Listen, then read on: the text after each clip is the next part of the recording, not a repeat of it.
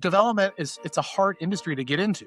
If you don't come from generational money, if you don't have a bunch of land in your portfolio that's ready to be developed, it's just really hard to go to a bank and say, "Hey, loan me $10 million to go do something I've never done before." Everybody can be an urbanist. You don't have to do this stuff for a living or be a policymaker to know what you're talking about, know what you're looking at, and say, "We want more of this." Welcome to the Community Center from Eryngo Urbanism, a show about bringing people together to build better places in which people can eventually come together to work on building even better places. I'm Kyler. I'll be your host for today. I'm an architect and design communicator based out of Oklahoma City.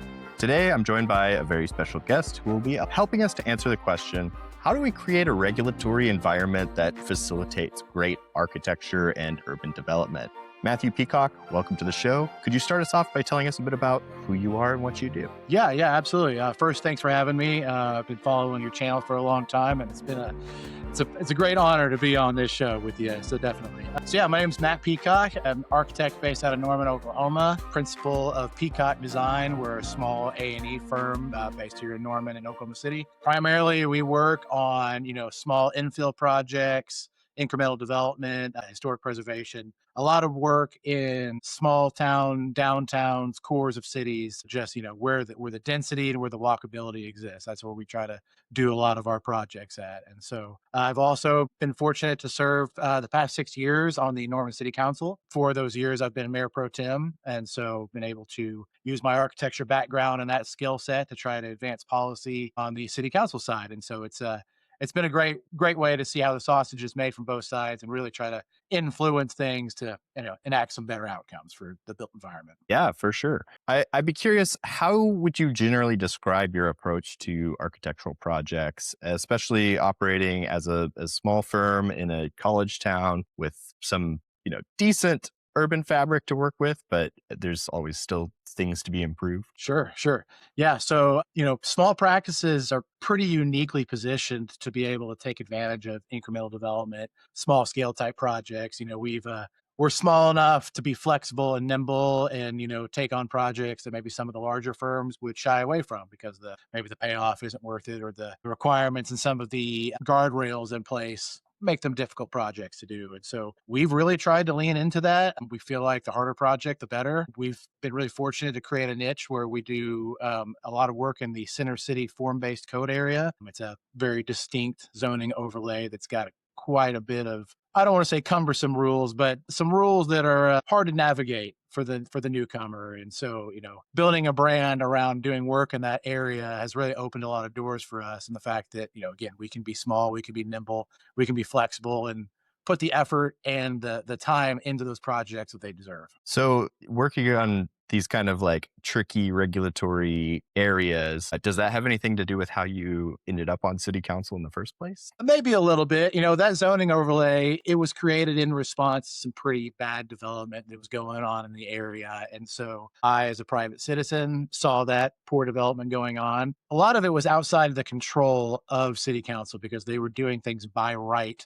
under the old, 1950s zoning ordinance that hadn't been updated in 70 odd years. Clearly, we're doing things different 2026 than we did back in 1951. So yeah, just seeing those flaws and seeing those problems from the outside definitely gave me some motivation to get in the trenches, jump in with both feet first, and just kind of see what we can do to make an impact here. So because Norman is a university town, there's no shortage of controversy. There's definitely a steady tension between, growth, preservation of what people loved about the city to begin with, keeping that small town charm, but also, figuring out how to navigate some of the big city problems. So again, I feel like a small practice where you were uniquely positioned to be able to really dig into those, whereas a large firm might see the headache or the hassle with it and just decide, they'd rather chase something on the edge of town or in the green field where they've got a blank slate and easier to design something. Yeah, for sure. How was that first time you ran for city council? How did that go, and what did you learn from that?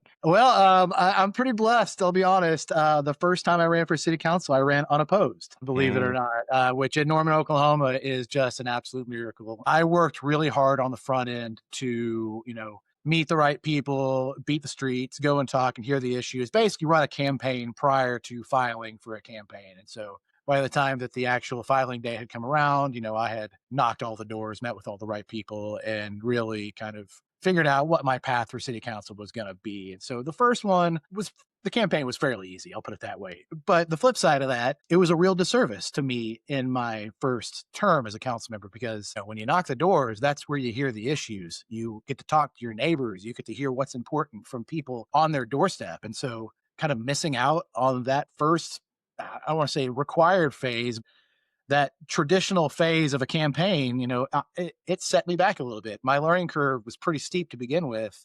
And it was even steeper not having a full grasp of some of the more contentious issues. And I think, you know, that first term, I got sworn in July of 2020. And if you remember what July of 2020 was, that was the summer of COVID, the summer of George Floyd, the summer of a lot of contention and consternation. And I, being an architect, wanted to get it on city council to deal with urban design and policy issues revolved around architecture, but was suddenly found myself thrust, dealing with COVID and racial tensions and things that were just very much outside of my knowledge base and my skill set. And so had to learn really quickly, had to adapt, had to figure out a way to make lemonade out of lemons. And it was great. It was a great learning experience. I think that I'm able to be the council member I am today because of that experience, kind of some of the trials I had to go through early on. So all that to say, steep learning curve, but I was first forced to run up the mountain very quickly. And get over that learning curve very fast. Yeah, definitely. One of the things that you were able to accomplish on city council that I think is pretty extraordinary, and especially the way it was done, I think was very smart. But tell us about how Norman was able to eliminate parking minimums. Sure. It's kind of it's a nuanced topic. I want to set the stage a little bit and explain that Oklahoma is the only state in the entire nation, one of 50 states, that requires its cities to be funded with sales tax. So that means Norman, just like Oklahoma City or any other city in Oklahoma, can't fund property tax. I mean, we can't levy an income tax. We have to fund all basic city services through sales tax. So that's roads, trash, water, fire, police, all the basic stuff has to be funded through sales tax. And when I looked at these massive empty parking lots, all I saw was lost sales tax base. You look at some of the retail we've got out there, and it's a 3-to-1 parking to retail footprint. I mean, we've got 3 times the amount of parking for the amount of square footage we have in retail. And so again, lost sales tax base. And so that was really the lens that I made the argument through. But the more that I dug into it, I had a big realization that all of this impervious surface is a stormwater problem. And we create more stormwater liability with the more paving that we put down, the more parking we put down, the more that we have to offset it with detention ponds and just other stormwater tools, for lack of a better word, the elements and things that offset the stormwater burden. And so loss of sales tax base, increased stormwater liability. And then the third piece was walkability. When you've got all these parking spots or parking spaces, especially empty ones, the distance between buildings now becomes so great that the only thing you're walking to is your car.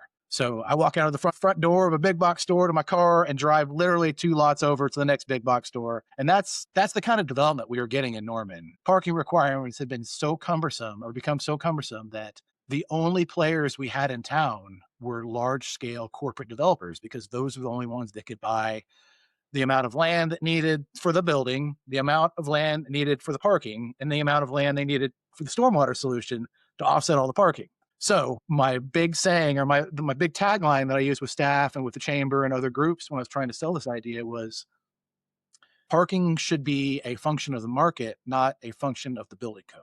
So developer A, it's their money. They should be able to tell us how much parking they think is adequate or appropriate for the development. And it's their money again, it's their risk. If they put in less parking and it fails, that was their decision to make. That shouldn't be some arbitrary number that was pulled out of the building code. And if you know anything about parking requirements and building codes, it's a pseudoscience at best. I mean, these numbers are just pulled out of thin air and we say, yeah, I have one parking spot for this many square feet. And that sounds great. And so that's what we ran with. And that was in place again since 1951. And so we've been building communities in Oklahoma, Norman, Oklahoma. We've been building it this way for 70 years. And And if you ask me, we've been building it the wrong way. And so all that is a long way to say we as a city just wanted to get out of the way and get rid of some of the red tape, let developers, again, buy an appropriate amount of property, not consume every available square foot of green space in Norman to build large scale corporate developments. And what you're kind of seeing on the flip side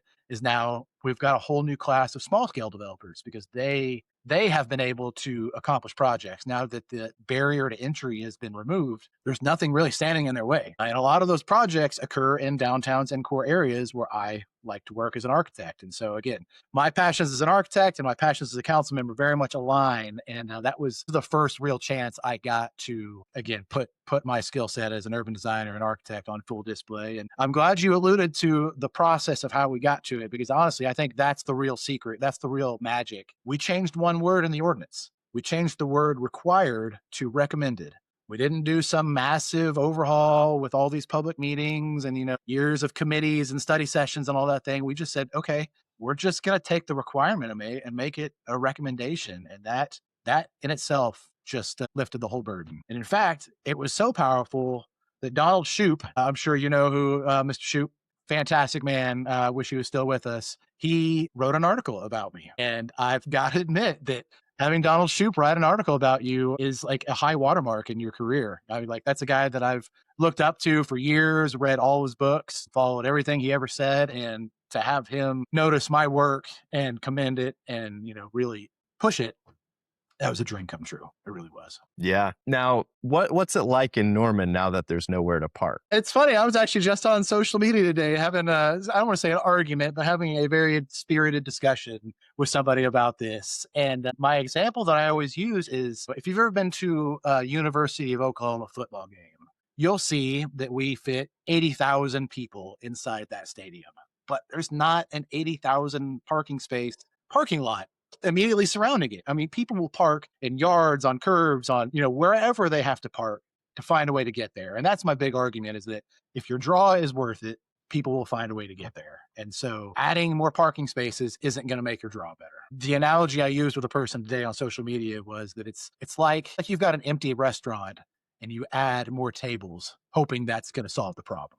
It's just Got to make the food better. Yeah, the product's not good. That's why you have an empty restaurant. It has nothing to do with the parking. And so I think very much the two are related. And so it's a battle, it's a struggle, it's a cultural shift. We've got to, educate people and try to show them that, parking 2 blocks over in downtown and walking to your destination is just the same as parking in a parking stall at Walmart and walking to the front door. I mean, you walk the same amount of distance. It's just perception is reality. And when you're at Walmart, it doesn't feel like you're walking 2 blocks because there aren't some of those kind of human scale visual cues that keep you grounded, for lack of a better word. You're walking through a sea of parking lot. And so it's just cars and you just looks like every other place. But when you walk downtown, it's, street trees, it's storefronts, it's, big sidewalks, it's all the things that you can feel how much ground you've traveled. And it's not a bad thing.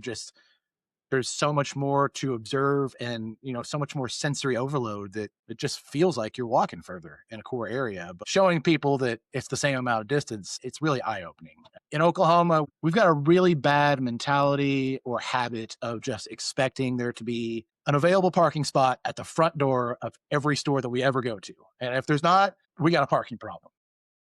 There wasn't that spot for me that one time I went to your business. And so the city of Norman needs to put in another parking garage or whatever the argument is. And so it's just, again, it's a cultural shift. It's something that's going to take generations to really get over, but getting rid of the requirements, seeing some of the projects actually get done without the requirements, I think it's moved the ball in the right direction. Yeah.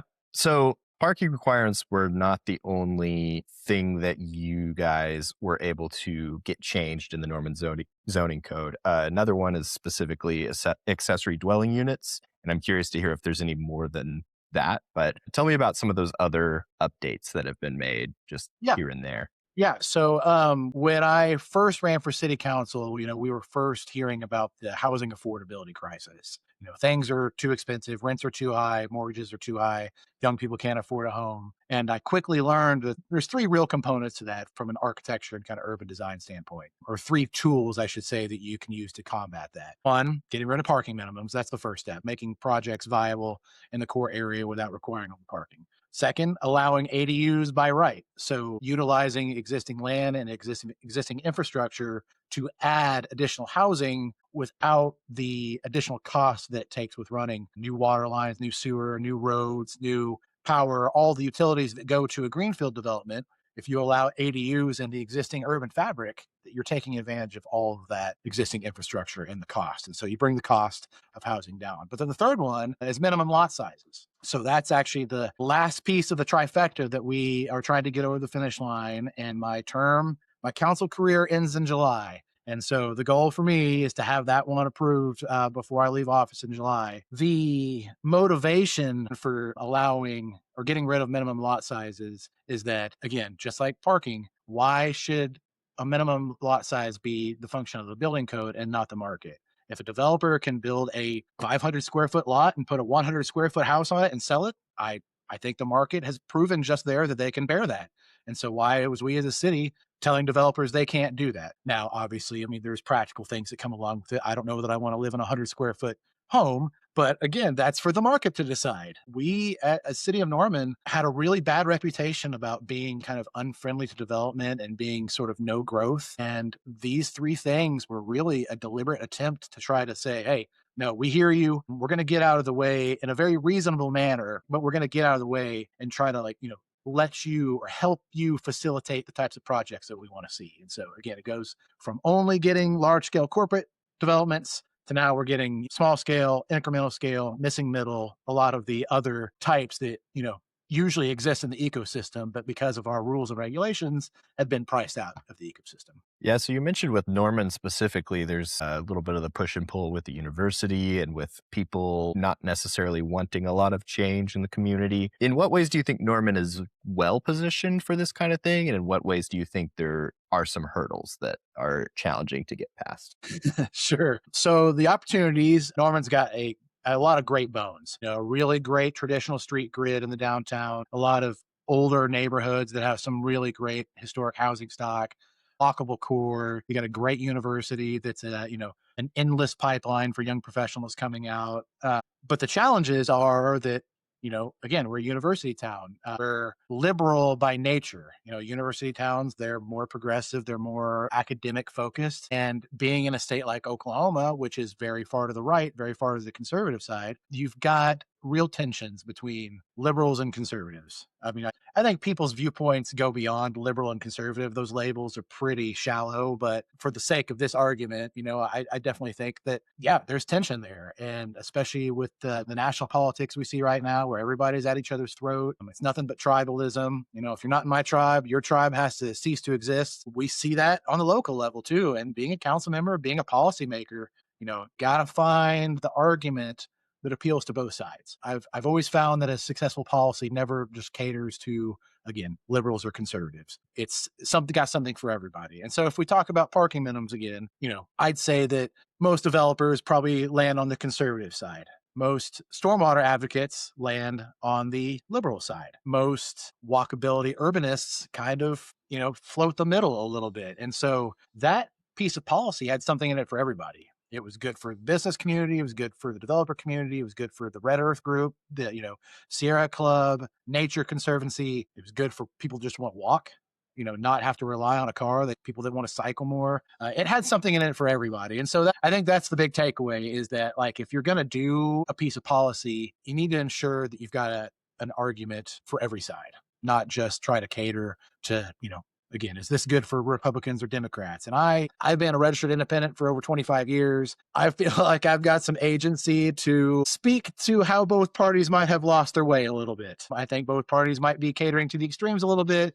And we as Americans, we as Oklahomans, we as Normanites need to figure out a way to come back towards the middle and, do things that work for the great majority, not the loud minority. So you mentioned earlier that you're kind of rolling off of city council soon. And you also mentioned that the minimum lot sizes is something that you're hoping to get accomplished by then. Are there any other things that you either hope to get accomplished by the time that you are off of council, or that you hope to see continuing on into the future after you leave? Yeah.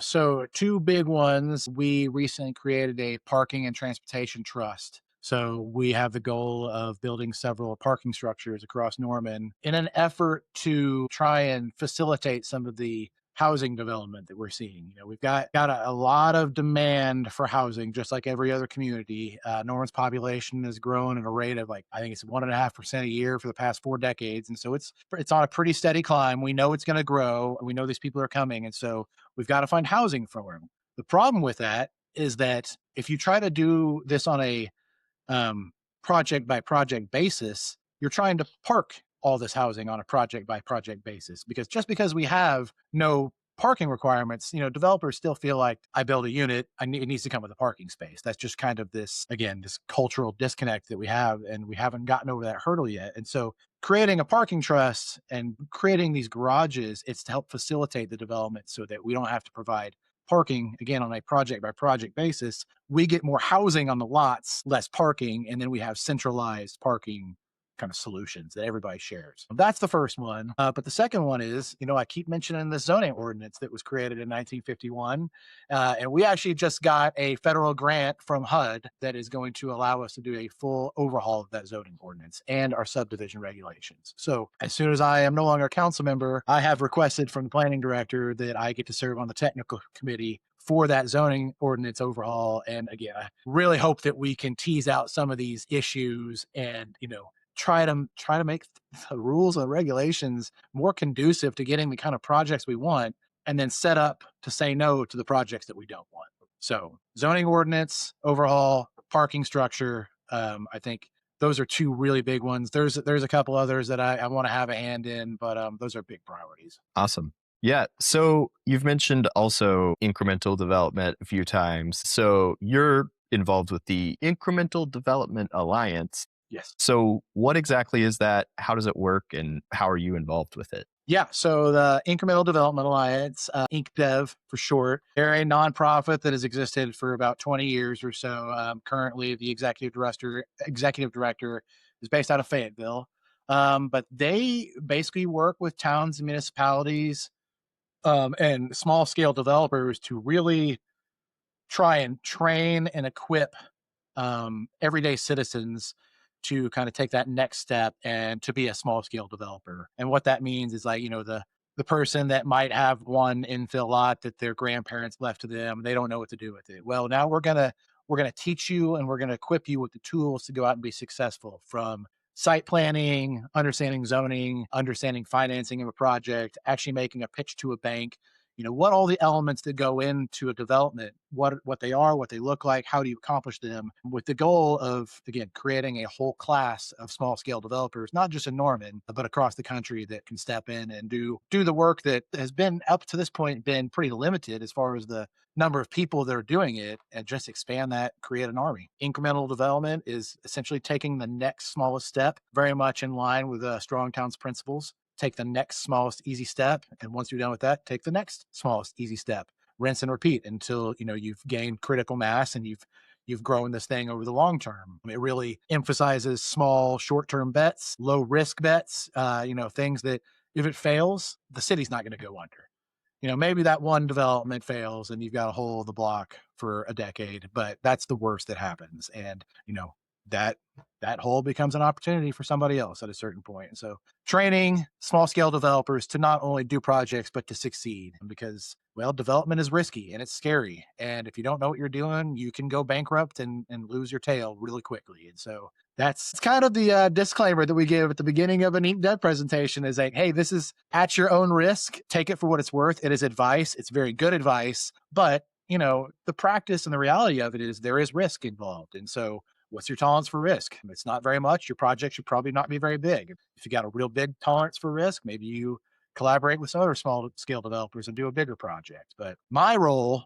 with that is actually, I have been hired now as a faculty member for IncDev. And so now I'll get to use my knowledge and skill set, not as only as a council member, but all of the policy knowledge that I've picked up as a council member, and go, work with other cities across the nation to try to teach them, this is how we got parking removed, this is how we got ADUs approved, and all the other, wonderful things we'd able to do on city council. I think it's just kind of the next step in the evolution of my public life.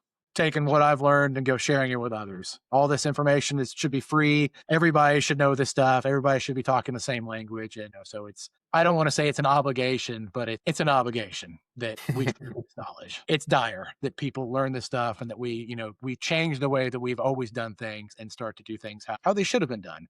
And honestly, how they were done 100 years ago. We talk about incremental development, small scale development. I mean, we're literally just talking about the stuff that occurred at the turn of the century all the way up to like the 1940s, kind of post war, basically when the car was created or when the car was mass produced. You've got the end of World War II in 1945. You've got the highway administration coming online in the 50s. You've got baby boomers, everybody needing their own car. You had all these kind of a perfect storm of these circumstances come together that changed a really good system. And it took 60, 70 years for us to realize that that system was killing our cities. It was forcing our young people to leave for other places. It was forcing our elderly population to suffer from a loneliness epidemic. It was forcing our our housing and our utilities and our liabilities as cities to increase in cost. And it's such a way that all cities will become insolvent at a certain point. I've always heard, about Detroit and Flint, Michigan, and all their struggles of, how they became insolvent as a city. I've heard this explained in a way that was so succinct, but it was basically Detroit wasn't special. They didn't do anything that caused this, insolvency other than the fact that they were the first. So they were the first to have all this come home to roost. Miles and miles and miles of lead pipe. And to replace miles and miles and miles of lead pipe, you need money. And when people start moving out of your city and your property taxes go on and that revenue source dries up, how do you replace infrastructure? And so I think you're just saying you saw the flight out of Detroit, out of a lot of Michigan, out of a lot of Rust Belt cities that have been tied to opportunity, infrastructure, economics, just a lot of factors that are boiled down or baked into how cities have been constructed. Yeah. So InkDev does these little presentations and seminars like all around the country. How are there pre-qualifications for somebody to show up? What do you have to know ahead of time? You just have to be passionate about your community and want to do good work. I mean, that's really it. We say everybody is welcome. The less you know, the better, because you haven't formed a bunch of bad habits. You're still able to be trained. So, yeah, I would say that there's no barrier to entry, and that's why I think InkDev is so powerful, because development it's a hard industry to get into. If you don't come from generational money, if you don't have a bunch of land in your portfolio that's ready to be developed, it's just really hard to go to a bank and say, hey, loan me $10 million to go do something I've never done before. And so we at InkDev, again, see that as a blank slate. And we're going to train you and equip you with the things that you need to know to go ask the bank. And when you go ask the bank, you're going to have a whole package that says, here's who my investors are. Here's my site plan. Here are my renderings. Here's my pro forma. Everything that you need to know that I'm serious and that I've done my homework and that this project is going to be a success because I know what I'm doing, versus the traditional route of, oh, I've got a little cash lying around in this piece of property. I guess I'm going to go wing it and see if we can get it done. I don't want to ever see anybody fail in that endeavor, but when you go that approach, it's easy to fail. Right. So if somebody wants to find out about when those sessions are or where they are, where is a good place to find that information? Sure. Yeah. You go to Google Incremental Development Alliance. There are weekly offerings. So recently we did in Norman, we brought InkDev to Norman to do a lecture on small scale development, a small scale workshop, which was an all day immersive, like we go through again, building arts, site planning, pro forma. You go through all the things and you teach a room full of people all those. And then if the people that are really interested and actually want to do a project, there's a third step called the boot camp. And so, you actually go through the project and InkDev will help you put your pitch together for the bank and all that. But aside from kind of the in-person offerings, they offer small bites sessions, which are basically virtual lunch and learns. I have one March 3rd. So next week, I'll be presenting on a topic that I called political proofing your comp plan. And it's just, again, using my experience in Norman of how we just redid our comp plan, 2-year process, a lot of great lessons that we learned out of it. And I want to share those lessons with people. And so that's just a small bite session. InkDev offers office hours, so you can have access to InkDev faculty. again, to workshop some of the ideas, some of the hurdles that you're facing potentially on a project. There's just a lot of different offerings that they have on their slate. And really, any new idea for programming is not off the table. I mean, just because it's not something that Ink Dev doesn't do right now doesn't mean it's something they can't do in the future. We play in the same sandbox as, Strong Towns, Congress for New Urbanism. We're all speaking the same language, same vocabulary, and it's just trying to make this stuff sticky so that, a third grader could hear it and understand, oh, excess parking is bad because of X, Y, and Z. It doesn't have to take a 25-year design professional to understand this stuff. I mean, it should be pretty elementary. And so that's really the goal, is to distill it down to like really entry level, vocabulary and terms that people can understand very easily. So I'm also curious to hear what's next for you. I guess you've talked a little bit about that from a civic perspective, but I'm also interested in architecturally. And then if somebody's interested, how do they get a hold of you and how can they learn about your architectural work? Right. So Peacock Design, that's the name of the firm. You Google peacockdesign.com if you want to learn more about what we've done. I personally, the reason I'm rolling off city council is because my kids are old enough now where they need their dad home more than the city needs me at City Hall on Tuesday nights. And so I plan to be a better dad. I plan to just be more involved or more present with my kids. I say that it sounds like I've been absentee father. That's not the case at all. I mean, my kids, they probably see me more than they want to, but they're just getting to the age now where they need a steady fatherly presence at home. And I don't want them to, make some of the mistakes that I did growing up. And so it just, being there for my kids. Also, my business has started to really take quite a drastic turn for the better. And so it's become more demanding time that I need to put into my own projects, starting to outweigh the time that, I'm putting on other people's projects. And so, it's a good thing. All great problems to have, but I think the writing was on the wall that it was my time. It's my time to hang it up and let somebody else have a chance. Well, do you have anything else before we finish up here? Gosh, I'll say that urban design is less, let me back up. Good urban design is less about how a building looks or how a street looks and more about how it makes you feel. And I know that sounds very squishy and very touchy feely, but it is true. I mean, a good place when you walk into it. Again, it doesn't take a 25-year design professional to know good urbanism when you see it. Everybody can be an urbanist. You don't have to do this stuff for a living or be a policymaker to like know what you're talking about, know what you're looking at, and say, we want more of this. And so I think that would be my biggest kind of call to action for your audience. Just because you're not a council member or an architect doesn't mean you can't call council members and architects and say, hey, this is important to me. I've seen this work in other places. Help me figure out how to get this done in our town. And so that's what I want to leave you with. That's awesome. That's a great message for people. So Matt, thank you for joining me. I really appreciate the conversation, and I'm looking forward to seeing what you get up to in the future. Absolutely, man. I look forward to seeing your next video. Thanks for having me. Hey, it's me, Kyler. If you enjoyed this conversation, please be sure to give the show a like, rating, subscription, or whatever kind of nice feedback you can provide on whatever platform you're watching or listening from. If you'd like to join our community to stay up to date or to discuss anything you heard in today's show, consider joining the Eryngo Urbanism Discord server. And finally, if you'd like to support the work of Eryngo Urbanism directly, you can do so over on Patreon. Until next time.